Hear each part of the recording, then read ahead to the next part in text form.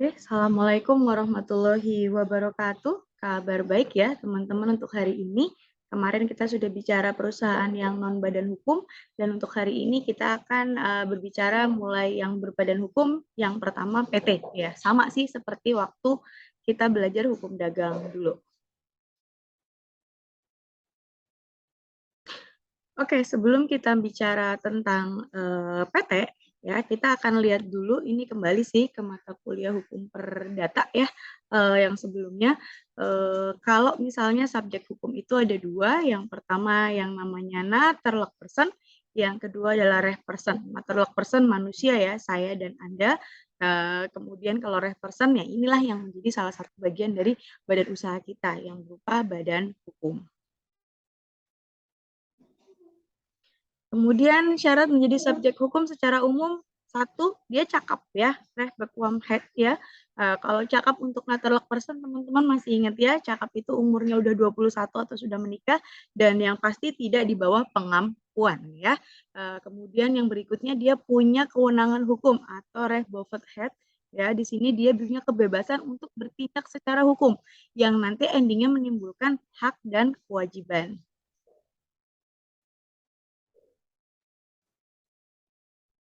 Lalu refersen atau badan hukum itu dibagi menjadi dua.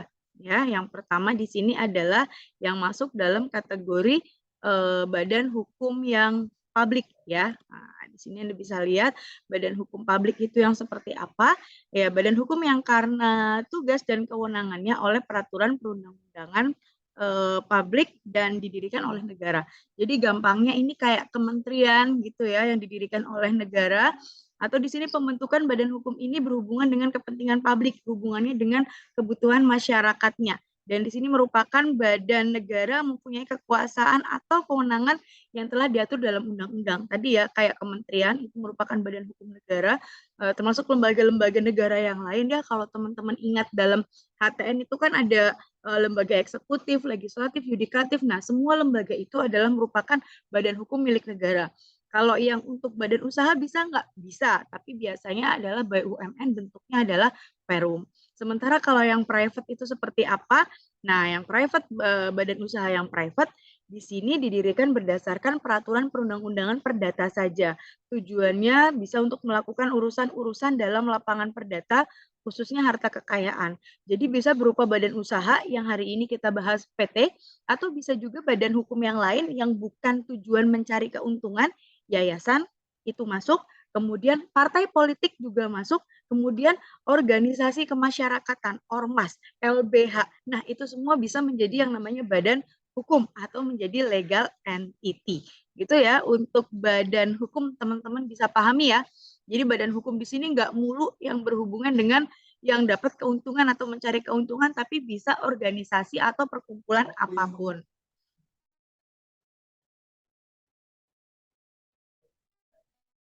Oke, jadi pengertian dari badan hukum itu apa ya? Sini teman-teman kita akan lihat dulu. Dia di bahasa lainnya dikatakan sebagai legal entity ya. Di sini legal person atau juristic person, artificial person, persona moralis. Di Black Law Dictionary di sini ada an entity such as corporation created by law given certain legal right and duties of a human being, a being real or imaginary who for the purpose of legal reasoning is treated more or less a human being. Jadi di sini digambarkan kalau badan hukum itu adalah kayak korporasi yang dibuat oleh hukum. Di sini punya hak-hak hukum, ada hak dan kewajibannya seperti halnya human being, manusia, ya. Kemudian dia bisa real or imaginary, yang di sini punya purpose, tujuan hukum di sini, dan dia bisa bertindak seperti halnya manusia, namun tidak sepenuhnya seperti manusia karena dia buatan artificial. A body other than a natural person that can function legally, sue or be sue and make decision to agent. Jadi di sini yang dilanjutkan adalah dia merupakan organ. Dia dikatakan badan hukum ini yang menjalankan adalah organ, dan badan hukum itu bisa digugat di pengadilan, digugat ataupun menggugat di pengadilan, dan juga bisa membuat keputusan atas nama badan hukumnya. Kemudian pengertian yang lain di sini orang yang bertindak untuk dan nama badan hukum di sini disebut sebagai organ. Ya, jadi bukan lagi sebagai neutral person lagi, tapi dia bagian dari reh person yang dikatakan sebagai organ. Kalau di dalam Kamus Hukum versi Bahasa Indonesia, badan hukum diartikan dengan organisasi, perkumpulan, paguyuban, di mana pendiriannya dengan akta otentik dan oleh hukum diperlakukan sebagaimana manusia atau persona. Jadi tadi ya, nggak hanya PT saja, tapi ada partai politik, kemudian ada juga organisasi kemasyarakatan, LSM, LKBH, dan yang lain-lain itu bisa menjadi yang namanya badan hukum. Kemudian unsurnya apa? Yang pertama dia perkumpulan ya, kemudian ada organ pengurusnya, ada tujuan tertentu, kemudian punya harta kekayaan yang terpisah ya, dibentuk dan didirikan secara resmi sesuai dengan ketentuan peraturan perundang-undangan mengatur perihal pembentukan pendirian badan hukum. Syarat badan hukum salah satunya adalah beda-beda ya, jadi nggak hanya kumpul orang saja tapi harus didaftarkan. Jadi perkumpulan kelas apa itu nggak bisa ya, jadi harus dikumpulkan nanti didaftarkan. Dapat melakukan perbuatan hukum, reh handling dalam hubungan-hubungan hukum, reh betterking karena kepadanya melekat hak dan kewajiban, dan untuk mempunyai hak untuk menggugat dan digugat di pengadilan ya, sue or to be sue. So, sekarang kita mulai masuk ke bahasan kita, yaitu di perseroan terbatasnya ya. Oke, perseroan terbatas itu apa? Di sini ada pengertiannya, PT, sebutannya macam-macam ya. Ada NV ya, Namulos Venoscap, Serikat Dagang Berhad, SDN BHD, Corporate Limited, Co.Ltd. Mungkin yang sering Anda lihat LTD ya, The Coca-Cola Company, itu misalnya di minuman Coca-Cola Anda ada LTD-nya. Nah, biasanya itu udah menandakan itu adalah PT. Kemudian pengertian lainnya di Black Law Dictionary di sini, an entity use business having authority under law to act a single person distinct from their shareholder who own and having right to issue stock and exist indefinitely, a group of succession of person established in accordance with legal personality distinct from the natural person who make it up, exists indefinitely apart from them and has the legal power that its constitution give it. Ya, gampangnya entity ya tadi dipakai dalam bisnis intinya, kemudian punya otoritas hukum ya, di sini dia bisa sue or to be sue ya, dan di situ bentuknya juga dalam bentuk saham. Di sini ada person-personnya atau organ-organnya ya.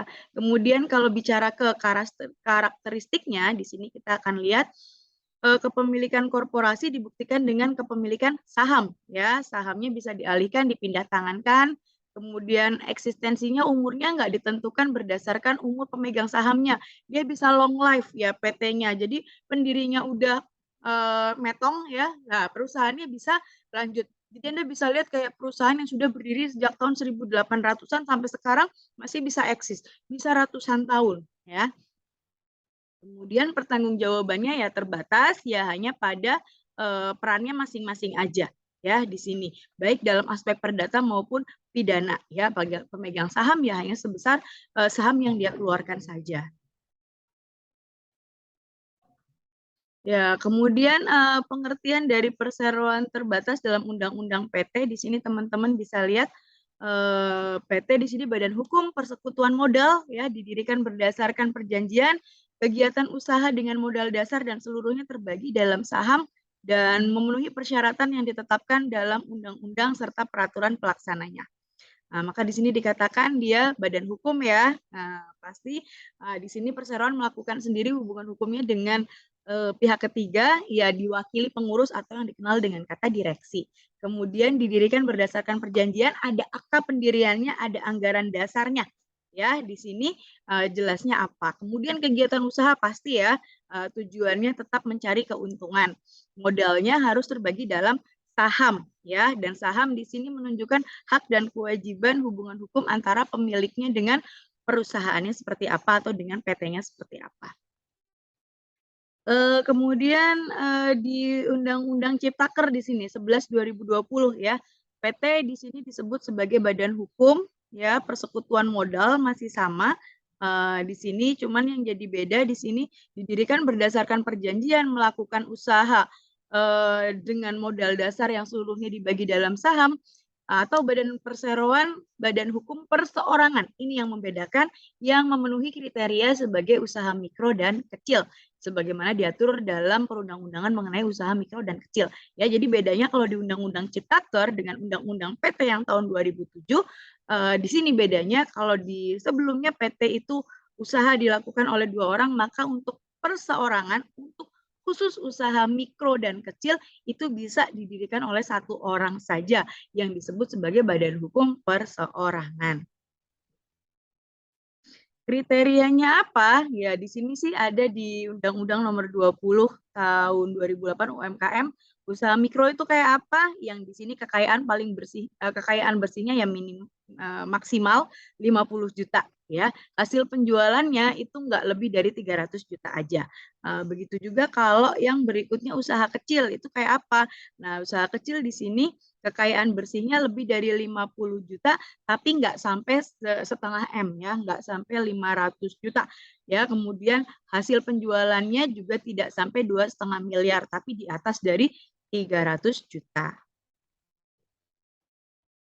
Organ PT itu apa aja ya? Tadi organ PT, karena PT itu dijalankan oleh organ-organnya, ada RUPS, direksi, dan komisaris. Oke, yang pertama adalah yang tertinggi disebut sebagai RUPS, Rapat Umum Pemegang Saham.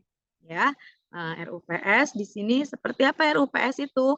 Nah, di sini dia merupakan organ yang paling penting ya atau paling tinggi ya. Organ yang paling tinggi dalam PT itu adalah RUPS ya. Dan di sini berhak memperoleh segala keterangan tentang perseroan terbatas dari direksinya ataupun dari komisaris. Diadakan di tempat kedudukan perseroan terbatas ya. RUPS tahunan 6 bulan setelah tutup buku dan RUPS lainnya berdasarkan kebutuhan yang disebut sebagai RUPS luar biasa. Penyelenggaraannya oleh si direksi ya, permintaannya oleh si pemegang saham.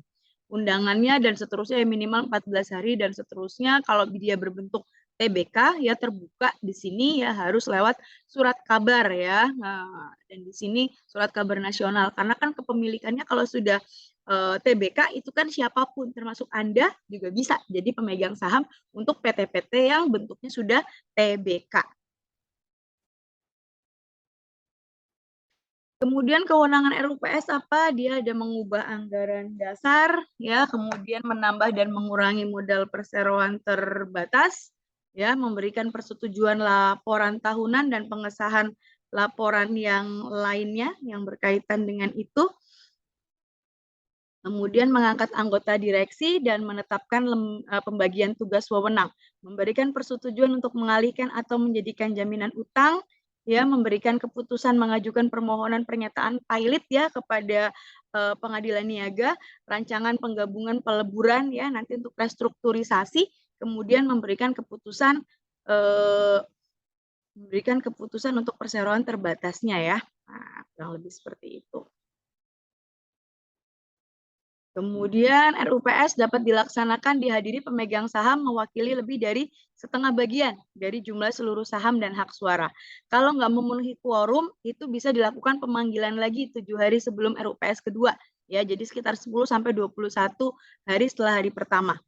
Quorum kedua di sini dijelaskan juga kalau misalnya tadi yang gagal itu paling enggak harus diwakili oleh 1/3 dari seluruh pemegang saham dan keputusan berdasarkan suara terbanyak dari jumlah suara yang hadir pada saat itu.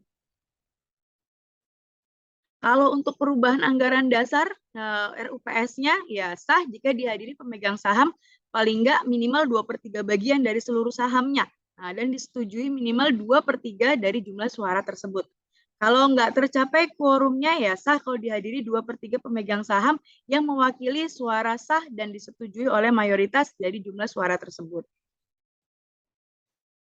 Kemudian ini untuk berbagai macam lagi, mulai dari yang pembelian kembali saham, kan ada yang saham dijual kemudian dibeli ulang lagi. Nah, dihadiri oleh 2/3 pemegang saham yang mewakili dan disetujui minimal 2/3. Kalau untuk restrukturisasi di sini diwakili minimal 3/4 seluruh pemegang saham, sahnya juga 3/4. Kemudian mengalihkan menjadikan jaminan utang untuk kekayaan perusahaan, ini juga sama 3/4 ya, disetujui minimal 3/4 anggota. Tapi kalau untuk menggantikan struktur organnya, yaitu komisaris maupun direksi, itu cukup 1/10 dari seluruh pemegang saham untuk bisa mengadakan yang namanya RUPS. Jadi nggak perlu sebanyak kayak tadi mengubah ADART, kemudian beli saham dan yang lain-lain. Kemudian kita masuk ke sini, direksi ya, organ perseroan yang bertanggung jawab dan bekerja untuk kepentingan dan tujuan perseroan terbatas serta di situ mewakili kepentingan PT-nya ya di dalam maupun di luar pengadilan. Pengangkatan direksi diangkat oleh RUPS ya untuk pertama kali ngangkat anggota direksi oleh pendiri dalam akta pendirian kalau yang pertama.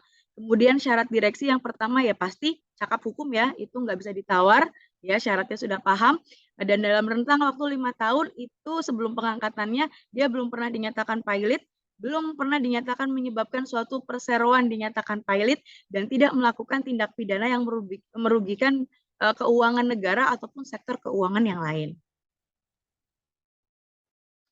Kewajiban direksi di sini ya, Anda bisa lihat kewajiban direksi menjalankan perseroan, mewakili perseroan baik di dalam maupun di luar pengadilan, melaksanakan amanat dari anggaran dasar RUPS-nya, buat laporan tahunan, melaporkan kepada perseroan mengenai saham yang dimiliki oleh direksi yang bersangkutan dan atau keluarganya dalam perseroan ini, dan wajib meminta persetujuan RUPS kalau memang terjadi hal-hal kayak mengalihkan kekayaan perseroan, menjadikan jaminan utang kekayaan perseroan, atau di sini lebih dari 50% jumlah kekayaan bersih perseroan dalam satu transaksi 1 tahun itu harus dilaporkan kepada RUPS.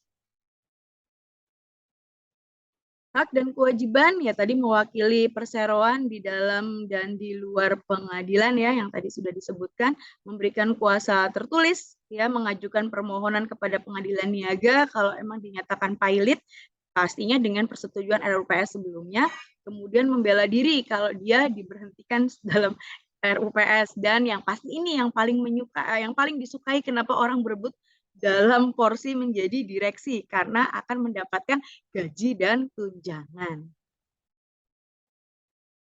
Kemudian berakhirnya seperti apa ya, jangka waktunya emang dibatasi kayak di BUMN itu kan untuk jadi direktur itu paling nggak cuma 5 tahun, ya udah setelah 5 tahun diganti atau berakhir. Kemudian diberhentikan lewat RUPS, kemudian diberhentikan oleh pemegang saham tanpa melalui forum RUPS, diberhentikan sementara oleh Dewan Komisaris atau kondisi subjektif, baik itu dia mengundurkan diri, meninggal dunia, ataupun di sini melakukan perbuatan lain sehingga anggota direksi itu dinyatakan pilot oleh pengadilan niaga atau dihukum karena melakukan tindak pidana yang merugikan keuangan negara dan atau berkaitan dengan sektor keuangan yang lain.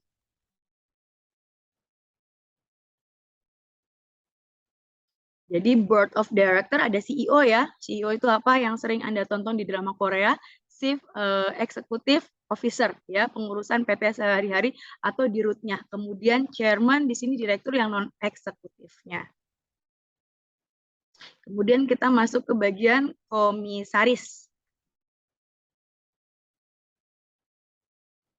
Ya, komisaris di sini melakukan pengawasan. Dewan Komisaris pengawasan kebijakan jalannya perusahaan.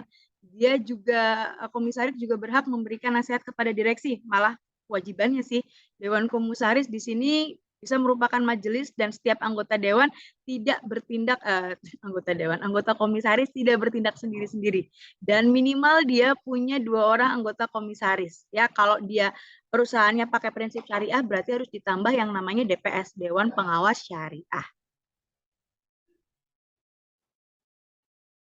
Kemudian pengangkatan anggota komisaris seperti apa? Di sini bisa dilihat untuk anggota komisaris diangkat oleh RUPS ya untuk pertama kalinya dilakukan oleh pendiri dalam akta pendirian. Sama sih syaratnya kayak untuk jadi direksi hampir sama ya, karena mereka juga biasanya baik direksi maupun komisaris itu juga merupakan si pemegang saham juga. Jadi ini relatif sama.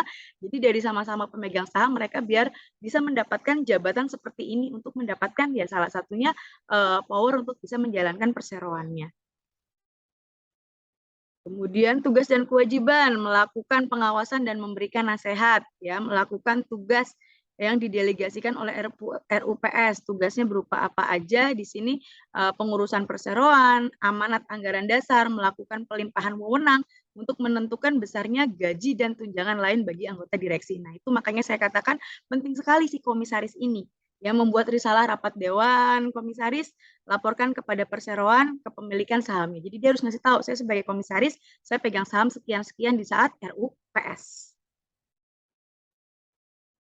Hak dan wewenang. Nah, ini dia mendapatkan yang namanya gaji dan tunjangan. Besaran gaji juga dia yang menentukan si komisaris ini, direktur mau digaji berapa, ya. Permintaan dilaksanakannya RUPS, pemanggilan RUPS itu juga oleh di komisaris, persetujuan atau bantuan kepada direksi kalau melakukan perbuatan hukum tertentu, melakukan pengurusan dan atau mewakili perseroan, memberhentikan sementara tadi ya di dewan direksi dan membentuk komite untuk membantu pengawasan.